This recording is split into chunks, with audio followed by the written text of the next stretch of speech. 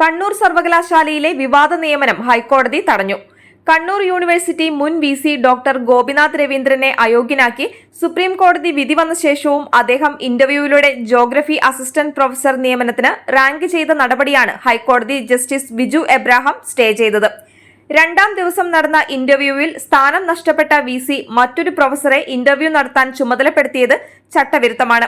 ഒന്നാം റാങ്ക് നൽകിയിട്ടുള്ള doctor TP. സുദീപിന്റെ ഗവേഷണ ഗൈഡായ JNUവിലെ അധ്യാപകനെ ഓൺലൈൻ ഇന്റർവ്യൂവിൽ വിഷയവിദഗ്ധനായി വൈസ് ചാൻസലർ നിയമിച്ചെന്ന ആക്ഷേപവും ഹർജിയിൽ ഉന്നയിച്ചിരുന്നു.